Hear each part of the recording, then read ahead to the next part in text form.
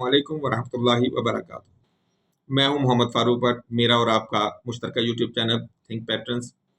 हम अपने पिछले वीलॉग को ही आगे लेके चलेंगे, जिसमें हम आपके साथ जिक्र कर रहे थे कि इस वक्त जो हमें नज़र आ रहा है, चीन और रूस का एक ग्रुप और उसके मुकाबले में अमेरिका और नेटो का एक ग्रुप, और इन दोनों की लड़ाई क्या है और आने वाले दिनों में उसका मुस्तकबिल क्या होगा।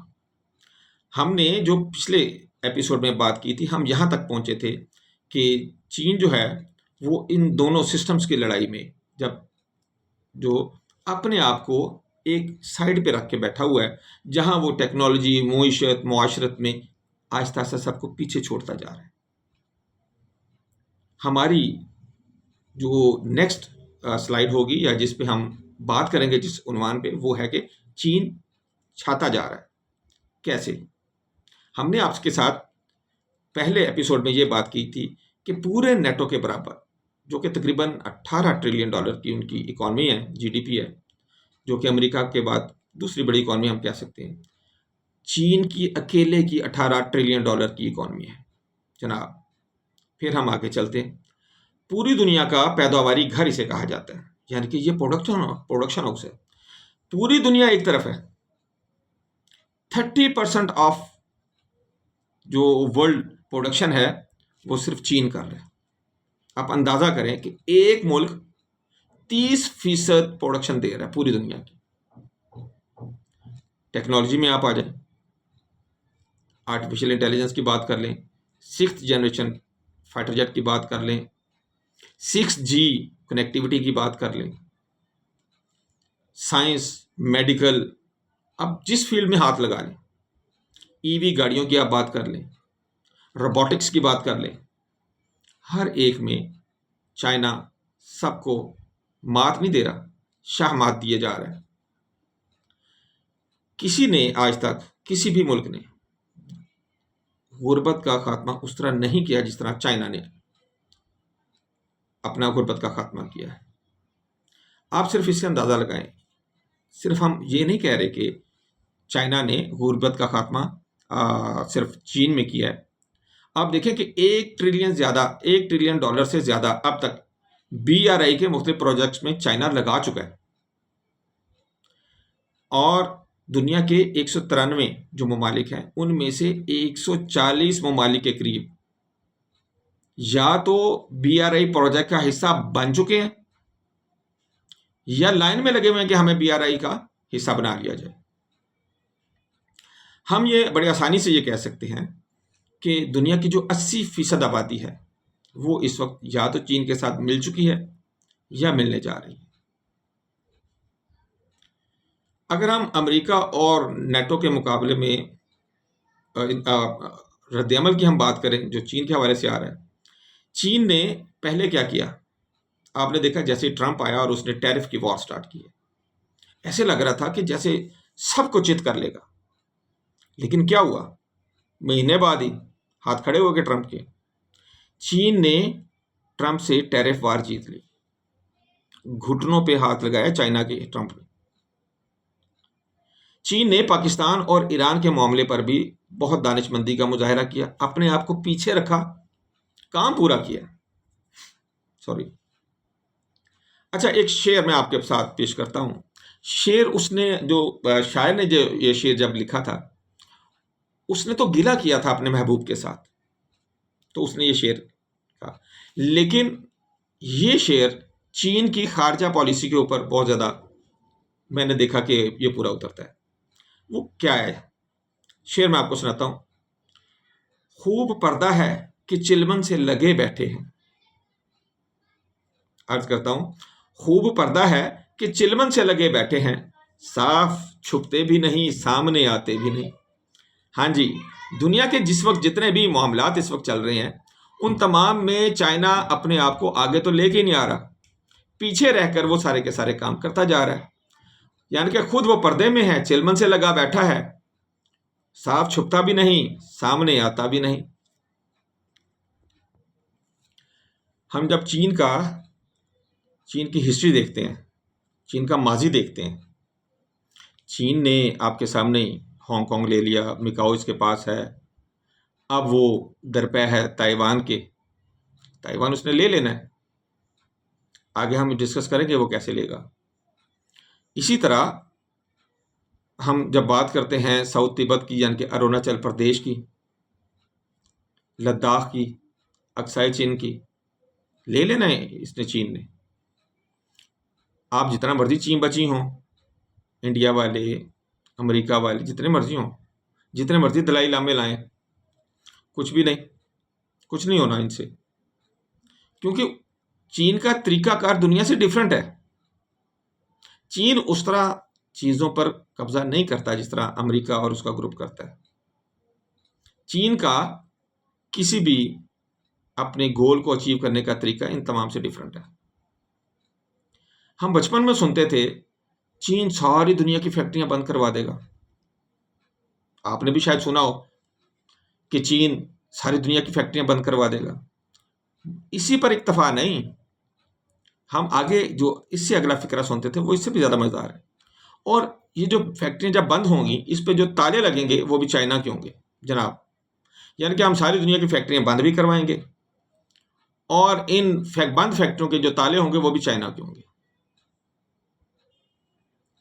जदीद चीन के बार बार जीतने की वजूहात क्या है? पहली वजह तो यह है कि चीन असलहे के जोर पे नहीं लड़ता है, उसके पास असला जदीद से जदीद तरीन असला है उसके पास, लेकिन वो लड़ता नहीं है, डराता है। ये ऐसा ड्रैगन है जो डराकर, मुखालिफ के हाथ पांव बांधकर, उसे मजबूर करके अपने मद्दे मुकाबल से अपने हक में फैसला लेता है। आप इसकी पूरी तारीख उठा के देख लें, जब से नया चीन बना, हम पहले की बात नहीं करते, जब से नया चीन बना, माओ जेतुंग का जो चीन है, शी जिनपिंग का जो चीन है, इसकी आप देख रहे, सारी हिस्ट्री उठा कर देख लें। चीन 5 साल, 10 साल, 50 साल, 100 साल मंसूबा नहीं बनाता। चीन 500 साल, 1000 साल मंसूबा बनाता है और फिर सब कुछ छोड़कर उन मंसूबों को और उन मकासद को हासिल करने के लिए चल पड़ता है। हम इसका नतीजा जब निकालते हैं, अगर मैं अपनी नाकस राय दूं तो आने वाला दौर, ये नहीं मैं कह रहा कि कल ही परसों ही, आने वाला दौर हो सकता है मेरी जिंदगी में, हो सकता है मेरी जिंदगी के बाद,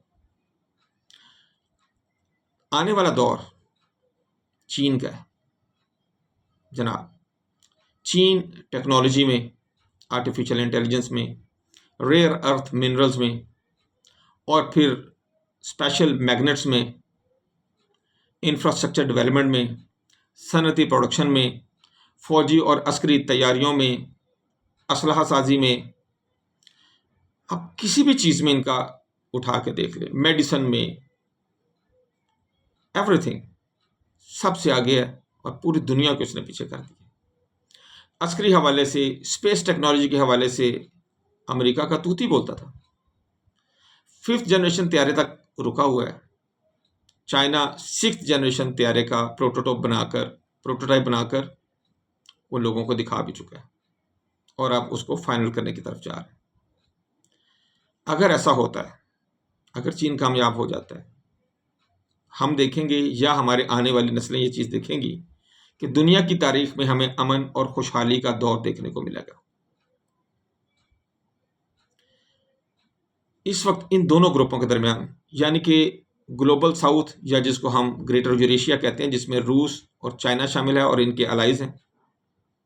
फिलहाल तो इनके जितने अलाइज हैं वो सारे के सारे मोस्टली नॉर्थ कोरिया के अलावा वो सारे के सारे इक्तसादी हवाले से इनके साथ है। लेकिन जैसे जैसे इक्तसादी टाइज आपको पता है इनकी बढ़ती जा रही हैं, हो सकता है कि कल को ये नेटो की तरह अपना एक फौजी इत्तेहाद भी बना लें। और इनका मुकाबला है नॉर्थ अटलांटिक ग्रुप के साथ, यानी कि अमेरिका, कनाडा और नेटो के साथ।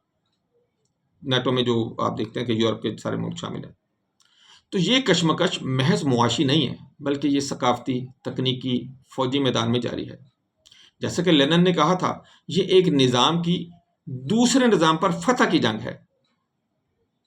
आज ये जंग जो है टेक्नोलॉजी यानी कि माइक्रोचिप्स बल्कि नैनो चिप्स के ऊपर चली गई है। 5G से 6G के ऊपर चली गई है। 6th जनरेशन तैयारों की बात हो रही है। जैसे मैंने पहले आपसे के साथ बात की, डीप सीक ने आके चैट जीपीटी और बाकी तमाम आर्टिफिशियल जो इंटेलिजेंस के एप्लीकेशंस हैं उन तमाम को मात दे दी है। करेंसियों के हवाले से अगर हम देखें तो अभी जो ब्रिक्स की मीटिंग हुई है उसमें तमाम ममालिक हैं जो उन्होंने आपस में इस तरह के माहदे करने शुरू किए हैं कि वो बढ़ाएंगे आपस की तजारत को अपनी अपनी करेंसियों में। नई करेंसी का जिक्र ही नहीं है। जी जनाब, नई करेंसी का जिक्र ही नहीं है। यानी कि पाकिस्तान और चाइना अगर आपस में तजारत करते हैं तो पाकिस्तान या तो युआन में परचेज कर लेगा या पाकिस्तानी रुपये में पेमेंट कर देगा। वो डिपेंड करता है कि चाइना किस हद तक हमसे हमारे रुपये लेता है। ज़ाहिर है हमारी इकॉनमी उतनी कम मजबूत नहीं है, तो चाइना तो उतने ही हमसे रुपये लेगा जितने की वो चीज़ें मंगवाता है, और उसके बाद उसकी यही डिमांड होगी कि हम उससे युआन में ही परचेज करें। तो इसी तरह दूसरे ममालिक के साथ भी होगा। रफ्ता रफ्ता अगर ये काम चल निकला तो क्या होगा, डॉलर को ये कहने की ज़रूरत ही नहीं है कि डॉलर में काम ना करें। जब आप आपस में एक दूसरे के साथ अपनी लोकल करेंसीज में काम करना शुरू कर देंगे और आपके बैंक एक दूसरी की करेंसी में लेन देन स्टार्ट कर देंगे तो क्या होगा, नतीजा निकलेगा कि ज़रूरत ही नहीं रहेगी डॉलर की, और डॉलर खुद ब खुद ही डी डॉलराइजेशन के ऊपर इस खरा काम चला जाएगा। बहरहाल करेंसियों की जंग भी इस वक्त जारी है। कौन जीतेगा, तारीख फैसला करेगी। ये आने वाली तारीख जो है इसका फैसला करेगी। लेकिन बात ये तो वाज़ेह हो गई है, सुर्ख बमुकाबला नीला नहीं है, बल्कि डिजिटल कम्युनिज्म बल्कि डिजिटल को भी साथ हम करते हैं। डिजिटल हाइब्रिड कम्युनिज्म जो है उसका मुकाबला इस वक्त डिजिटल कैपिटलिज्म के साथ है, और इन दोनों की लड़ाई हम और आप मिलकर देखेंगे। जैसे मैंने आपसे पहले बात की कि पहले लड़ाई हुई, आपको याद होगा कि पहली लड़ाई सलेबी जंगें जिसमें मुसलमान और ईसाइयों ने आपस में मज़हब के बेस के ऊपर लड़ाई की। फिर लड़ाई हुई कम्युनिज्म और कैपिटलिज्म या इंपीरियलिज्म की, यहाँ सिस्टम्स की लड़ाई हुई। फिर उसके बाद दोबारा जब इन्होंने कैपिटलिज्म ने पिछाड़ दिया कम्युनिज्म को, तो फिर लड़ाई दोबारा उन्होंने कहा यार अब हमने किसके साथ लड़ाई करनी है, तो फिर उनको दोबारा मुसलमान नजर आए और उन्होंने अच्छे भले बखिए उधेड़े हैं मुसलमानों के। और अब जब यहाँ से हमें फारिग होते हुए नजर आते हैं, अभी तक मुकम्मल फारिग तो नहीं हुए लेकिन बकौल उनके हम फारिग हो गए हैं, तो अब अगली स्टेज में फिर दोबारा हम देखते हैं कि सिस्टम्स की लड़ाई है, जिसमें कम्युनिज्म जो है, डिजिटल कम्युनिज्म जो है, वो डिजिटल हाइब्रिड जो कम्युनिज्म है वो डिजिटल इंपीरियलिज्म और डिजिटल कैपिटलिज्म के खिलाफ हमें लड़ता हुआ नजर आ रहा है। इंशाल्लाह आने वाले वक्त में हम जिंदा हुए तो इंशाल्लाह हम देखेंगे, वरना हमारे बच्चे देखेंगे। मेरा ज़ाती तौर पर यह ख्याल है कि अब हार कैपिटलिज्म के लिए लिखी जा चुकी है। नेक्स्ट जो है हमारा वीलॉग होगा, हम उसके लिए आपसे रिक्वेस्ट करेंगे हमें बताएं हम आपके लिए किस मौजू पर वीलॉग बनाएं। अस्सलामु अलैकुम वरहमतुल्लाहि वबरकातुहू।